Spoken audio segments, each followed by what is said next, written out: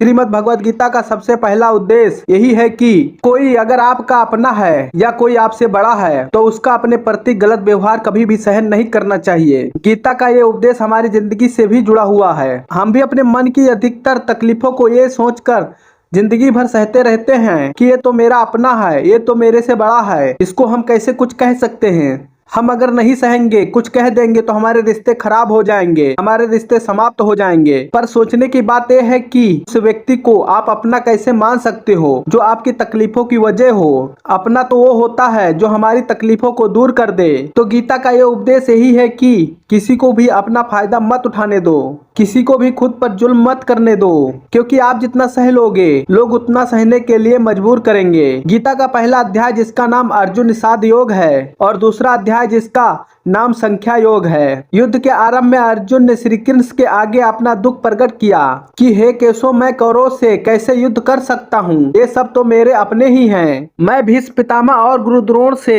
युद्ध कैसे करूंगा, क्योंकि ये दोनों तो मेरे पूजनीय हैं। इसीलिए इन गुरुजनों को मारने से तो अच्छा है मैं भिक्षा का अन्न को खाकर जीवन व्यतीत करूं। और जिन कौरवों से मैं युद्ध करने जा रहा हूं वो सब धृतराष्ट्र पुत्र मेरे भाई ही हैं, मेरे अपने ही हैं। इन सबको मारने से अच्छा है कि मैं सन्यासी बन जाऊं। तो श्री कृष्ण ने अर्जुन से कहा कि यहाँ कौन अपना है और कौन पराया है। जो अधर्म करता है उसके साथ युद्ध करना तुझे मोक्ष और मुक्ति देगा। तू अपने इस मन के मोह को त्याग दे, नहीं तो सारा जग तेरी निंदा ही करेगा, तुझे डरपोक कहेगा। बात अपने पराई की नहीं है, बात धर्म और अधर्म की है, बात सही और गलत की है। अगर तू गलत को सहेगा, उसका अंत नहीं करेगा, तो गलत करने वाले को और बल मिलेगा, वो और गलत ही करेगा। इसीलिए मन के मोह को त्याग करके तू युद्ध कर। जब महाभारत का युद्ध चल रहा था तब अर्जुन ने श्री कृष्ण से कहा कि अगर यहाँ युद्ध हुआ तो करोड़ों लोग मारे जाएंगे। जो सैनिक और योद्धा इस युद्ध में मारे जाएंगे उनकी स्त्रियों का क्या होगा, समाज कैसे आगे बढ़ेगा, और भी बहुत सी बातें अर्जुन ने विस्तार रूप से कही।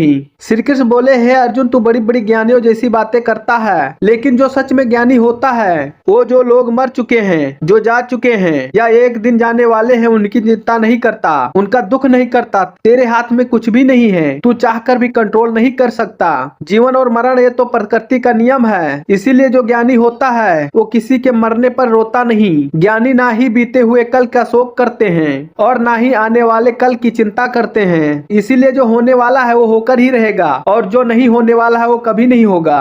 ऐसा निश्चय जिसको समझ आ जाता है, जिसकी बुद्धि में आ जाता है, उसे कभी कोई चिंता नहीं सताती, कोई दुख नहीं सताता। हमारे सारे दुखों का कारण यही है, या तो हम जो वक्त गुजार चुके हैं उसे सोच सोच कर परेशान होते रहते हैं, या भविष्य की चिंता करके खुद को बीमार कर देते हैं और नष्ट कर देते हैं। गीता का ज्ञान हमें सिखाता है कि ना तो हम बीते हुए कल को बदल सकते हैं और ना ही आने वाले कल पर चाहकर भी कंट्रोल नहीं कर सकता। हमारे हाथ में सिर्फ वर्तमान है, सिर्फ आज ही का पल है। हमारा 98% तनाव चिंताएं भूतकाल और भविष्यकाल के बारे में सोचते हुए रहता है। हम हमेशा उसी में जीते रहते हैं, मगर वर्तमान में कोई नहीं जीता, इस पल को कभी नहीं जीते। अब वर्तमान का पूरा आनंद लेना सीख जाओगे, तभी आपकी जिंदगी से तनाव कम होगा, चिंताएं खत्म होगी।